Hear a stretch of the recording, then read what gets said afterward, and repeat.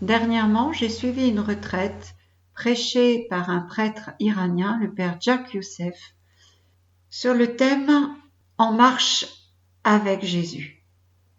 Et j'aimerais vous partager le contenu de ces conférences. La première conférence s'intitule « Dieu rencontre des hommes en marche ». En effet, Dieu ne rencontre presque jamais des hommes immobiles, mais toujours dans un déplacement. En fait, la foi biblique est inséparable du mouvement. On le voit dans l'Ancien Testament, les critiques fortes s'élèvent quand on commence à s'installer dans une ville. Le père de la foi, lui-même, Abraham, reçoit cet ordre divin « va-t'en ». Voilà la première parole qu'il entend de Dieu. Et sa foi commence par un départ. Moïse, lui, rencontre Dieu en marchant dans le désert. C'est là que se situe l'événement du buisson ardent. Dieu l'appelle sur un chemin poussiéreux du désert. Nous voyons que la révélation surgit sur la route. Jacob, lui, fuit son frère Ésaü et il va vivre une nuit d'incertitude dans le désert. C'est dans cette nuit, au cours de cette nuit dans le désert, qu'il fera le songe de l'échelle où montent et descendent les anges. Le prophète Élie marche dans le désert avant de rencontrer Dieu sur la montagne de l'Horeb. Le peuple d'Israël va cheminer 40 ans dans le désert. La Bible nous montre que le désert, c'est un peu l'école de la foi, car il oblige à marcher.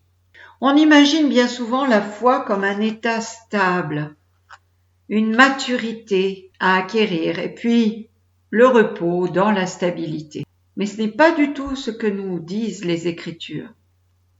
Elles nous montrent au contraire qu'il faut toujours marcher plutôt que s'installer. Dieu invite à avancer. Dans les évangiles, nous voyons un Jésus marcheur. Il n'attend pas que les gens viennent à lui. Il les rencontre sur les places, un peu partout, en parcourant les villes et les villages. En Matthieu 4, versets 18 et 19, nous lisons « Comme il marchait le long de la mer de Galilée, il vit 2 frères, Simon, appelé Pierre, et son frère André, qui jetaient leurs filets dans la mer, car c'étaient des pêcheurs. Jésus leur dit « Venez à ma suite, et je vous ferai pêcheurs d'hommes. » Jésus rencontre de simples pêcheurs qui ne font rien d'exceptionnel. Ce sont des gens qui ont une vie très répétitive.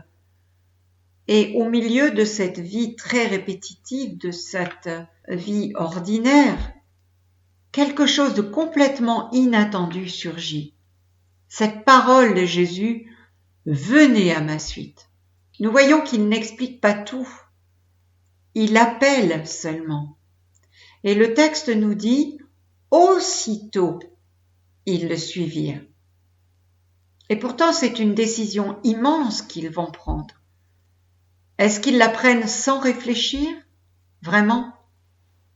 Ou bien quelque chose dans leur cœur était déjà prêt? On dirait que la parole de Jésus vient toucher un désir déjà là dans leur cœur. Il ne crée pas un mouvement intérieur, il réveille un désir qui dormait. Et même lorsqu'il n'y a pas de changement extérieur, de mouvement extérieur apparent, il peut y avoir un mouvement intérieur discret où une question apparaît. La personne découvre à un moment donné qu'elle ne peut plus rester là où elle était. C'est l'Esprit de Dieu qui révèle ce qui était caché. Dans le détail du texte, nous voyons qu'ils laissent leur filet derrière eux. Ces filets représentent un savoir-faire. Ils représentent aussi leur sécurité économique. C'est leur travail. C'est tout ce qu'ils ont connu jusqu'à présent dans leur vie. Ces filets pourraient les définir entièrement. D'ailleurs, quand on pose une question, bien souvent à une autre personne qu'on vient de rencontrer, on lui dit quelle est ta profession? Qu'est-ce que tu fais dans la vie? Bien souvent, on a tendance à se définir à partir de ce que l'on fait. Mais Dieu ne veut pas nous enfermer. Il ne veut pas que nous nous enfermions dans ce que nous savons déjà faire. Notre vie ne doit pas être enfermée dans ce que nous savons faire.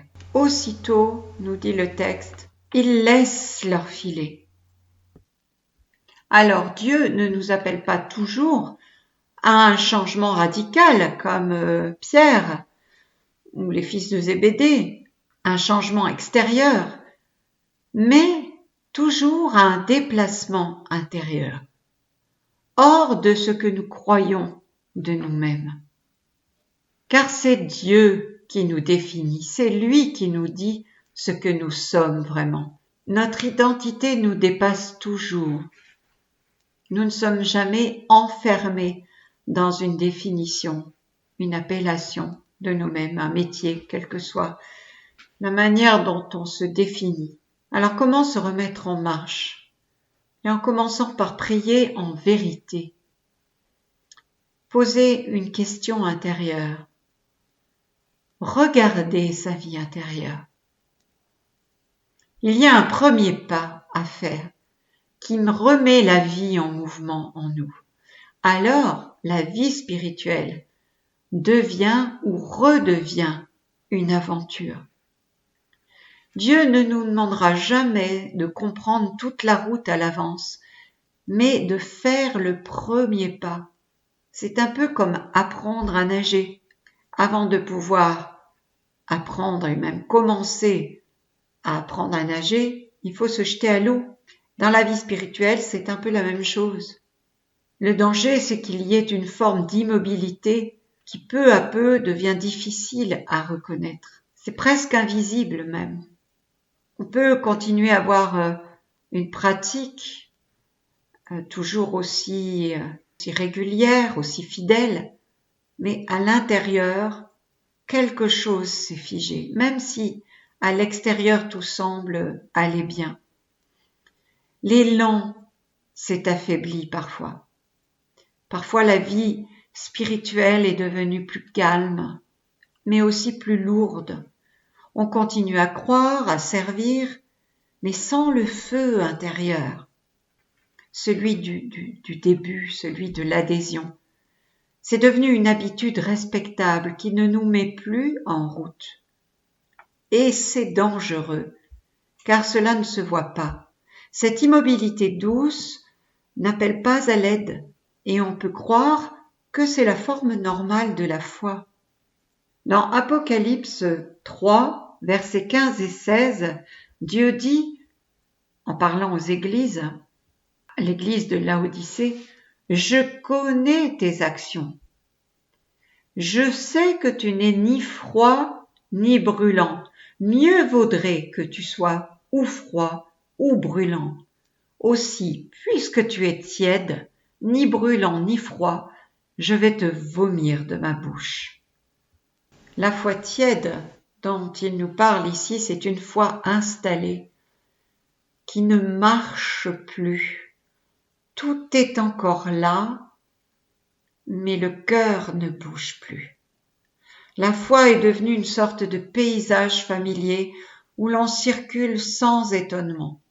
Une situation figée, une fatigue du cœur. La vie parfois est lourde. Les attentes ne sont pas exaucées. Alors le cœur se protège et cesse d'espérer trop. C'est dans ces moments-là que Dieu vient nous chercher. Dieu recommence à parler, mais c'est un murmure. Il réveille quelque chose à l'intérieur et discrètement il te demande « Est-ce que ta vie est encore en marche ?» Prenons l'exemple dans l'évangile de Luc au chapitre 5, versets 27 à 28. La rencontre de Lévi, le publicain, avec Jésus. Après cela, Jésus sortit et remarqua un publicain, c'est-à-dire un collecteur d'impôts du nom de Lévi, assis au bureau des impôts. Il lui dit « Suis-moi ». Abandonnant tout, l'homme se leva et il le suivait. On peut facilement se représenter la scène. Lévi est assis dans son poste de percepteur d'impôts. Il est donc installé dans une vie bien organisée où rien n'indique en apparence qu'il cherchait autre chose. Et pourtant Jésus lui dit « Suis-moi ». Et immédiatement, il se lève. Parce qu'avant de marcher, il faut sortir de sa position d'immobilité. C'est le signe d'un réveil du cœur. On accepte de se lever intérieurement, alors Dieu recommence à agir dans notre vie. Dieu ne demande pas de faire la route d'un seul coup, mais que notre cœur se remette en mouvement. Le Seigneur nous aidera toujours à recommencer. Se lever, ce n'est pas seulement un mouvement physique, mais un passage intérieur. Lorsque Dieu rejoint une personne, quelqu'un se lève. On peut le voir aussi avec le paralytique que Jésus guérit. Lève-toi, prends ton grabat et rentre chez toi. Un disciple se lève pour suivre. Au cœur de la foi chrétienne, le Christ est celui qui se lève d'entre les morts. Prenons l'exemple du paralytique en Marc chapitre 2, verset 11. Jésus s'adressa au paralysé. « Je te le dis, lève-toi, prends ton brancard et rentre dans ta maison. » Depuis longtemps, cet homme dépendait des autres. Et là, une parole lui donne la capacité de se remettre debout. Bien souvent dans notre vie, lorsque nous sommes blessés, lorsque nous vivons des déceptions, une fatigue profonde peut s'installer, de celle qui est capable d'immobiliser l'âme. Alors se lever à l'appel de Jésus, c'est accepter de ne plus rester prisonnier de ce qui nous a immobilisés. C'est recommencer à espérer, à se rendre disponible à ce que Dieu pourrait bien faire. Se lever demande un certain courage. Assis, on est protégé, on observe la vie sans s'impliquer. Debout, on s'expose, on entre dans le risque. Assis, je regarde le monde. Levé, je m'engage dans le monde. Assis, je subis ma vie intérieure. Debout, je m'engage. Dans l'évangile où nous voyons la rencontre de l'aveugle Bartimée avec Jésus, Bartimée qui est sur le bord du chemin, Jésus dit aux disciples « Appelez-le ». Avant de retrouver la vue, Bartimée se lève. Il quitte même son seul bien, la seule chose qu'il possédait, son manteau, et il bondit vers Jésus. Nous voyons là un mouvement de confiance qui précède la guérison. Souvent, on voudrait le contraire, mais la foi fonctionne autrement. On se lève d'abord et le reste vient en chemin.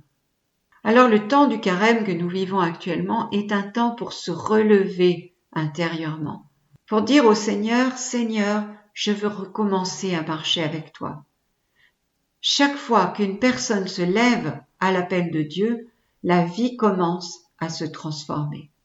Lorsque le Christ ressuscite, eh bien nous voyons que la vie se relève là où tout semblait terminé, fini. Alors on commence par se lever, c'est le réveil intérieur, et puis cela conduit à partir, donc à vivre un déplacement réel. Partir, c'est quand la vie ne peut plus rester là où elle se trouvait.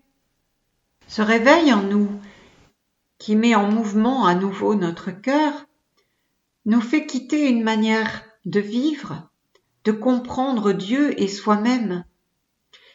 Et puis ensuite vient le fait de partir, c'est-à-dire de faire un passage, que quelque chose se déplace vraiment en nous.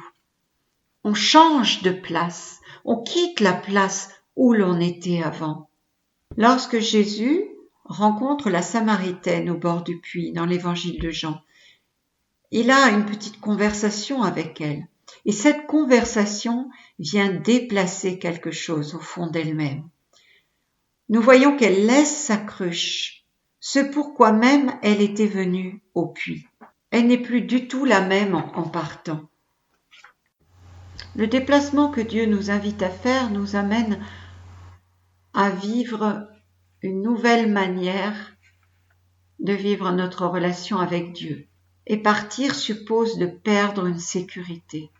Car Dieu nous emmène dans un lieu qui nous est inconnu. Mais il ne peut pas y avoir de foi vivante sans cette confiance qui fait qu'on accepte que la route ne soit pas claire, ne soit pas définie par avance, pour aller vers des lieux que nous n'aurions peut-être pas choisis au départ, mais pour une plus grande liberté, parce que c'est ce que Dieu veut pour nous. Il nous emmène vers un espace de liberté. D'ailleurs, on appelait les premiers chrétiens les adeptes de la voie. Et la voie, c'est la marche, c'est le mouvement. Alors pour conclure, on peut dire que la foi, c'est quand quelqu'un se lève et part. La foi est une histoire de déplacement. La vie de foi ressemble plus à une route qu'à une maison. Il nous faut accepter que la foi reste vivante, toujours en mouvement. Parfois, avec assurance, on va avancer, et parfois, juste basé sur la confiance que l'on a en Dieu.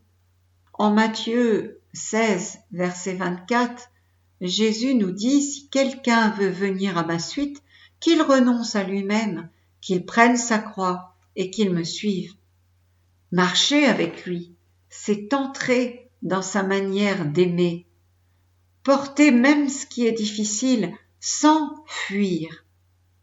Cette marche conduit vers la croix.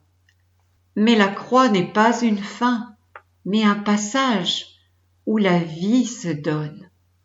Merci pour votre écoute. Que Dieu vous bénisse.